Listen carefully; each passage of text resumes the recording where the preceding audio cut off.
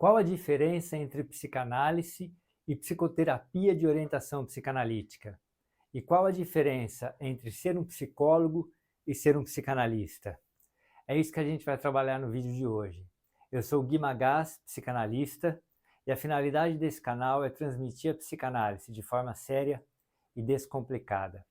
Eu vou começar pela diferença entre ser um psicólogo e ser um psicanalista.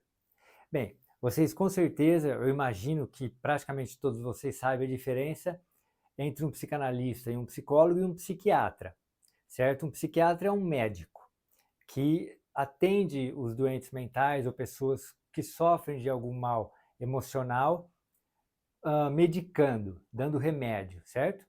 E os psicólogos e os psicanalistas cuidam do comportamento humano. No caso dos psicólogos de orientação psicanalítica ou dos psicanalistas, a gente vai abordar o comportamento humano por meio do mundo emocional, certo? Mas ainda assim, qual é a diferença então entre um psicólogo e um psicanalista? É possível ser um psicanalista sem ser psicólogo? É possível, tá? Porque podem ser trilhados caminhos diferentes. Você pode ser psicólogo e psicanalista, você pode só ser psicanalista, você pode ser só psicólogo. Bom, vamos começar pelo mais simples. Para ser psicólogo, você entra numa faculdade de psicologia, regulamentada pelo Ministério da Educação, o MEC, faz um curso de geralmente 5 anos, obtém um diploma de psicólogo e aí, a partir daí você pode então trabalhar nas diversas áreas da psicologia. Uma das áreas da psicologia que como psicólogo você pode atuar é a linha psicanalítica. É o atendimento utilizando o conhecimento psicanalítico. Então, você pode ser um psicólogo e atuar na clínica como utilizando os métodos e as teorias da psicanálise. Nesse caso, você vai ser um psicoterapeuta, ou seja, um psicólogo, de orientação psicanalítica, certo? Tá. E um psicanalista? Um psicanalista é uma pessoa que faz, a rigor, tá? Eu já vou falar de algumas nuances aí, que faz uma formação em psicanálise. Aí você me pergunta, Guilherme, mas na faculdade? Não. Pelo seguinte, a psicanálise é uma ciência que ela não tem regulamentação no Brasil. É verdade isso que eu estou falando, tá? A psicanálise não é regulamentada no Brasil pelo Ministério da Educação. Por exemplo, eu sou membro da Sociedade Brasileira de Psicanálise de São Paulo, que é uma instituição que está ligada à IPA, que é a Sociedade Internacional de Psicanálise, que foi fundada pelo próprio Freud e que hoje em dia tem a sede em Londres, na Inglaterra. É a mais importante instituição de formação psicanalítica do mundo, as instituições ligadas à IPA, e elas existem em alguns braços, vamos dizer assim, algumas sociedades elas são chamadas. Aqui no Brasil, tem em Campinas, tem em Ribeirão Preto, tem em São Paulo, tem em Minas Gerais, em outros estados, no Rio Grande do Sul, enfim, tem algumas espalhadas pelo Brasil, né, que formam psicanalistas dentro dos padrões exigidos pela IPA. Essa formação, ela não é regulamentada pelo MEC, você não tem um diploma, por exemplo. Você não sai com um diploma que você pode atuar em psicanálise. Olha que curioso, como não tem regulação pelo MEC, o MEC também não faz nenhuma, não gerencia os psicanalistas. Então, os psicanalistas podem fazer a formação deles nessa sociedade brasileira ou alguma de psicanálise de São Paulo, de outro lugar. Quem que dá autorização para o atendimento em psicanálise? A própria instituição. Né? No meu caso, a Sociedade Brasileira de Psicanálise de São Paulo. É que eu sou psicólogo também, então eu tenho autorização para atender, tanto por ser psicólogo, regulamentado pelo CRP, eu pago meu CRP, etc., como psicanalista da Sociedade Brasileira de Psicanálise. Então eu me considero psicanalista, mas sou psicólogo também. Só que aí começam alguns problemas, que são os seguintes. Se a psicanálise não é regulamentada no Brasil, então qualquer um pode montar um curso de psicanálise e formar psicanalista? Por mais absurdo que possa parecer, sim. Se você clicar aí na internet, formação em psicanálise, você vai ver desde sites que vão te cobrar, sei lá, 6 parcelas de R$ 99 e vão te dar um diploma de psicanalista, não vão te ensinar nada, ou de 1 ano de estudos, aulas gravadas, enfim, vão te dar um diploma, entre aspas, de psicanalista. Quem pode refutar isso se não tem regulamentação? Na realidade, ninguém pode, tá? Qual que é a bússola das instituições para determinar se elas vão formar psicanalistas ou não? É a ética da instituição, tá? Então, existem centenas de instituições que formam psicanalistas, eu imagino, tá? Não sei dizer, mas dezenas eu tenho certeza, mas eu imagino que passa de 100. Algumas são de verdade, outras não, né? Algumas são sérias e outras não. Para se formar psicanalista, as instituições que eu mais indico são a Sociedade Brasileira de Psicanálise e o SEDES, tá? Em São Paulo. Essas duas, eu vou deixar o link na descrição para vocês, tá? Dessas duas instituições. Essas instituições, para fazer a formação nessas instituições, você não precisa ser psicólogo. Por quê?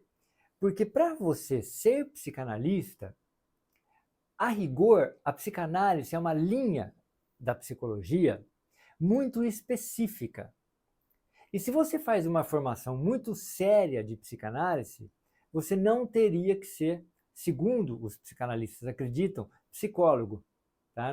Eu estou aqui apresentando os fatos, não estou apresentando nenhum julgamento pessoal. Tá? Isso vem de onde, essa tradição? Vem lá do Freud, desde a década de 20. Vamos lembrar, a psicanálise nasce da medicina, da falência dos métodos fisiológicos e anatômicos em entender a mente humana. A medicina não conseguia entender a mente humana por meio dos métodos tradicionais. Surgiu um método alternativo, que é alternativo não no sentido de medicina alternativa, no sentido de opção, que é um método psicanalítico que Freud criou, interpretando a mente a partir da observação clínica. Como você não consegue ir lá no cérebro e falar, aqui está o superego, aqui está a consciência moral, aqui estão os desejos, a sexualidade, etc., a fisiologia e a anatomia da mente não são captáveis pelos métodos tradicionais. Então você tem que interpretar de fora. Nasceu então a psicanálise, certo? Então a psicanálise, na época, ela era praticada, só que o Freud era médico, neurologista. Então a tradição dos primeiros psicanalistas era serem médicos.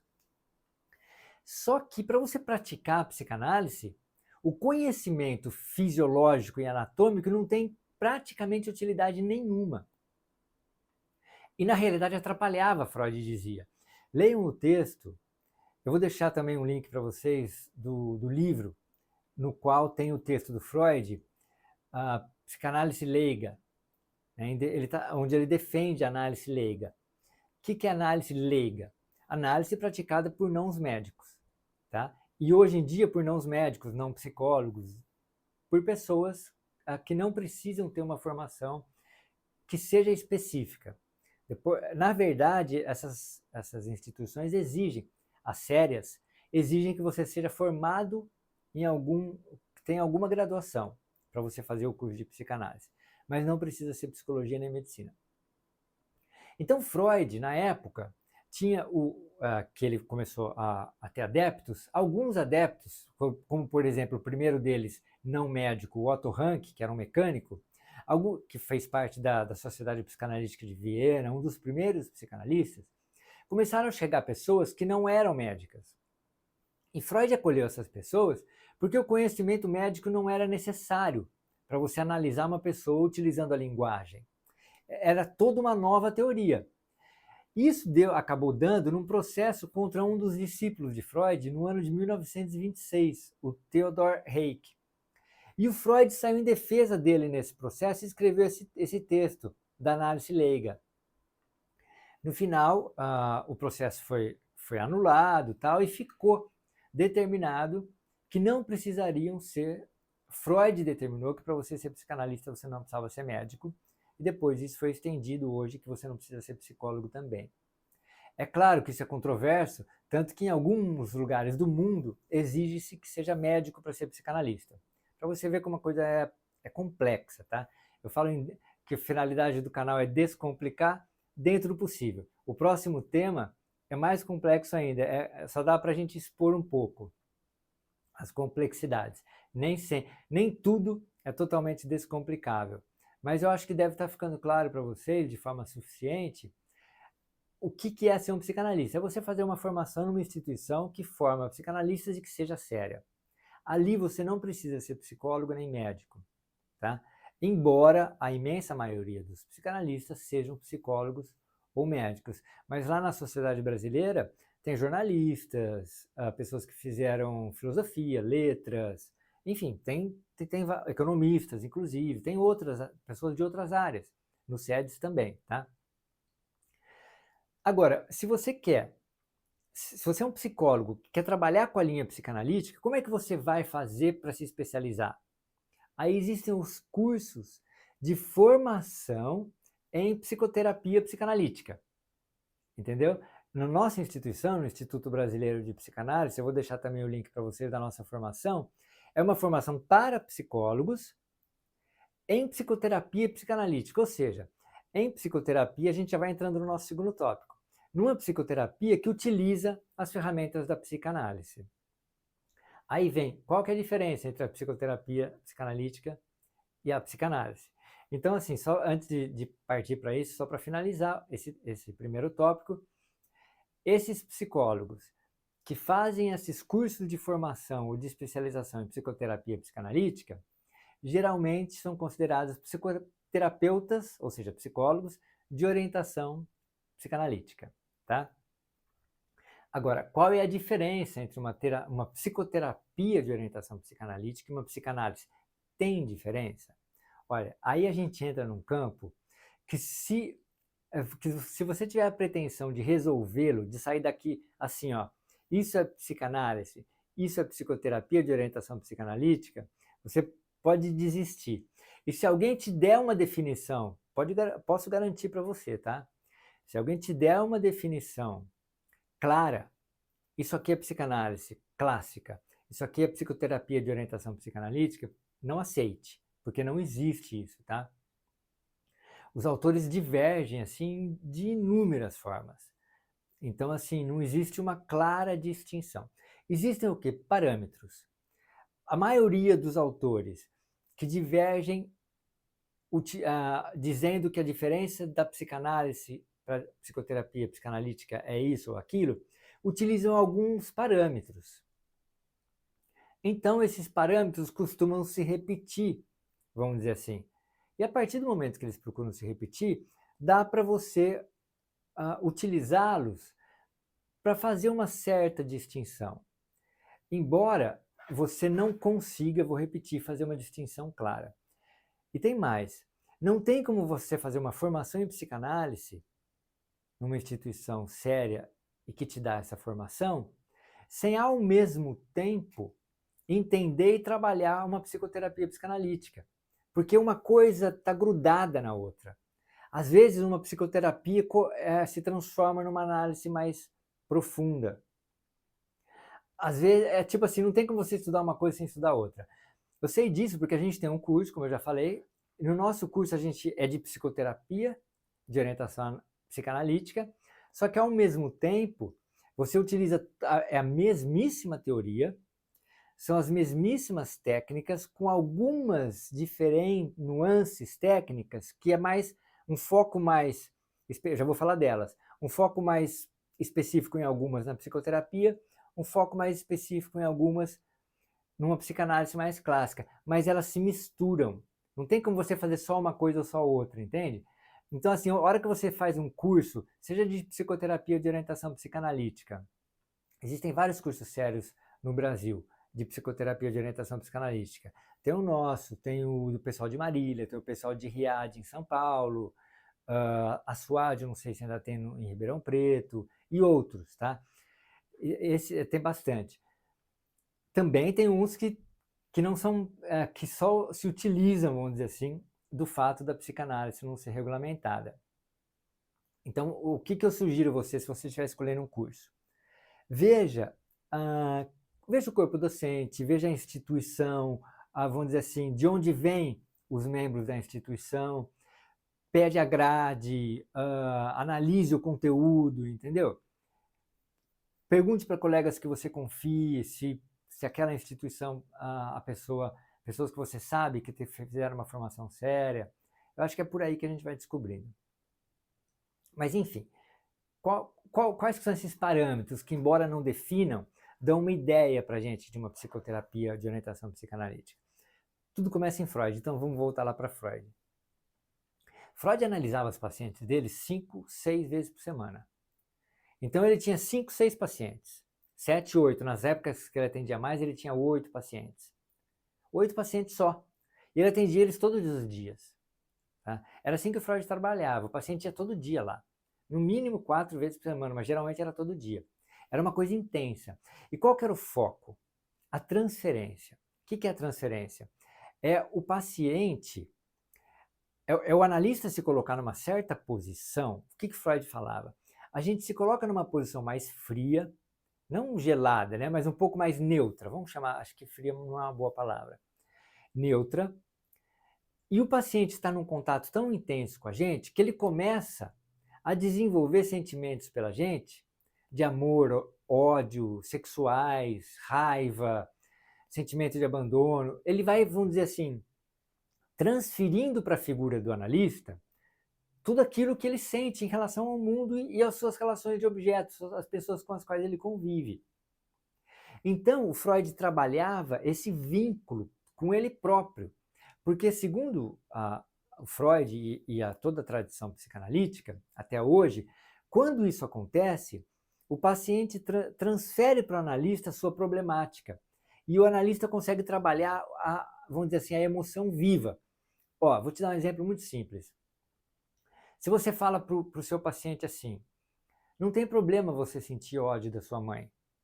Essa é uma orientação, é uma psicoterapia de orientação psicanalítica. Você está utilizando o fato de que a gente sabe que o ódio, em psicanálise, é um sentimento natural, e ele precisa ser muito mais dosado do que reprimido, e aí você ajuda a pessoa a sentir o que ela sente, seja por quem for. Beleza, você está usando a teoria psicanalítica, você está ajudando a pessoa numa psicoterapia, dando uma sugestão para a pessoa de como que ela pode agir.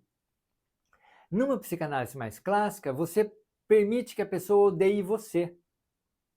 Percebam a diferença? Você não está falando sobre um sentimento. Você está permitindo o sentimento vir à tona, e aí, ao você sobreviver e não se importar com aquele ódio, você passa a mensagem, só que aí a mensagem na própria emoção, de que não tem problema odiar.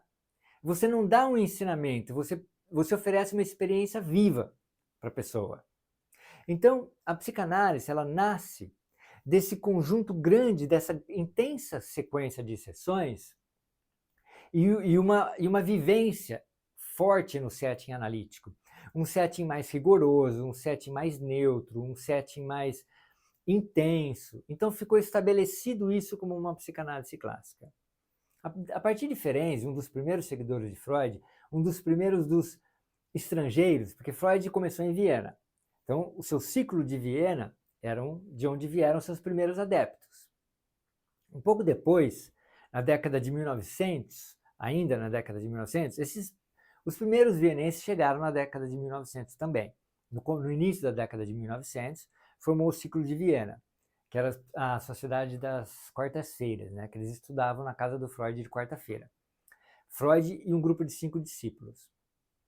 Devagarzinho isso foi aumentando e começaram a chegar, em 1905, 1904, 5, 6, 7, começaram a chegar os estrangeiros. Quem eram, principalmente? O Ferenczi, de Budapeste, o Jones, da Inglaterra, o Jung e o Abraham, da Suíça, né, da escola discípulos do Bleuler. Então foram chegando o pessoal de fora. O Firenze foi um dos mais importantes. Ele foi um dos primeiros a começar a tentar flexibilizar a técnica para atender pacientes, vamos dizer assim, que não entravam nessa espécie de transferência, ou que tinham algumas demandas mais primitivas. Enfim, não dá para falar de tudo isso aqui, são temas muito amplos, tá? Esses da técnica. Mas foram se desenvolvendo técnicas com menos intensidade nessa coisa de muita sessão por semana, transferência e etc., utilizando todos esses ensinamentos. Então, por exemplo, o paciente vem, hoje em dia é muito mais comum os pacientes virem uma vez por semana, e não 2, 3, 4, 5 que nem era antigamente. Hoje em dia a demanda não é muito essa. Aí vem toda essa diferença. Então é isso, Guilherme, se a pessoa vem poucas vezes, é psicoterapia? Por isso que é complicado, porque você consegue fazer uma análise profunda com uma vez por semana. Você consegue, tá? Posso te garantir isso, porque eu já fiz isso e faço no meu consultório. Isso acontece. Depende muito do analista e do paciente, mas acontece. Às vezes o paciente se envolve verdadeiramente na análise vindo uma vez por semana. É claro que se ele vem mais vezes, isso fica mais facilitado. Em contrapartida, às vezes o paciente vem 3 vezes por semana e não está fazendo e não consegue aproveitar da mesma forma que um outro. Então não é o número de sessões, embora o número de sessões seja um certo parâmetro. Se o paciente deita no divã, facilita um pouco a associação livre, essas questões transferenciais podem se facilitar, mas também não é uma garantia. Você pode ter o paciente na sua frente e ele fazer uma análise mais profunda do que um que está no divã. Então, vocês percebem que é muito, vamos dizer assim, esse setting mais neutro. Depende, então, tem analistas que não tem essa. Hoje em dia a gente não tem mais dessa neutralidade, se ficar em silêncio o tempo todo. A gente trabalha de acordo com cada paciente. Tem pacientes que preferem que a gente fale pouco, então a gente fala pouco. Tem pacientes que querem que a gente fale mais, então a gente fala mais. Então, assim, a gente trabalha de uma forma um pouco mais leve hoje em dia, né? Não tem mais aquela caricatura do psicanalista. Até existe ainda, mas isso está fora do contexto da pós-modernidade, sabe? Na minha opinião pessoal, isso não combina mais com aquilo que, com a vida moderna, com os avanços da psicanálise. Então, assim, para resumir um assunto complexo, se o paciente vai para o divã, se o número de sessões, se o setting é mais neutro, se trabalha mais a transferência, tudo isso vai sugerindo uma psicanálise mais clássica. Se isso tudo está um pouco mais flexibilizado, vai sugerindo mais uma psicoterapia de orientação psicanalítica. Mas a diferença, na realidade, é difícil de estabelecer, tá? Porque tudo é feito. É claro que às vezes a transferência não é analisada, porque ou o paciente não se permite ter sentimentos em relação ao analista, ou o analista não permite que eles sejam desenvolvidos. Então, pode ser que não parta para uma psicanálise mais no nível da transferência. Então, eu diria, acho que minha fala está indo nesse sentido, eu diria, pela minha experiência, que a maior, vamos dizer assim, diferenciação, esse é meu ponto de vista, tá? Que o que mais diferenciaria uma coisa da outra é se o paciente tem a liberdade e se o analista permite, também sem se sentir ofendido, que o paciente sinta por ele aquilo que ele bem entender. Amor, ódio, raiva, ciúmes, inveja, idealização. E se o paciente está ciente e transmite esses sentimentos para o analista, para que eles possam ser analisados, que é o que a gente chama de analisar a transferência. Se o paciente fala, me senti abandonado porque você desmarcou a sessão, fiquei com ódio de você porque você falou aquilo e eu não concordo. Você entende? Esse tipo de relacionamento no qual são discutidas essas coisas, você estaria indo um pouco mais no sentido da psicanálise clássica. Se a análise não entra na transferência de uma forma mais clara, ainda assim o terapeuta utiliza a transferência. É claro que ele não fala de uma forma mais direta, ele analisa de uma forma mais colateral, ele não joga a questão para a relação entre ele e o paciente, analisa mais o que está nos vínculos externos, mas ele trabalha também a transferência. Por isso que eu falo. Só que ele vai trabalhar de forma indireta, por isso que é difícil estabelecer uma diferença. O essencial é o psicólogo saber o que ele está fazendo. E para saber o que está fazendo, tem que estudar, né? Tem que fazer análise, que é o mais importante de tudo, fazer supervisão, aquilo que a gente sempre diz que é o tripé psicanalítico. Tá joia? Então eu espero que vocês tenham gostado. Eu vou deixar aqui um link, deve estar aparecendo aí para vocês, um link para uma aula sobre o contrato terapêutico, tá? E até a próxima.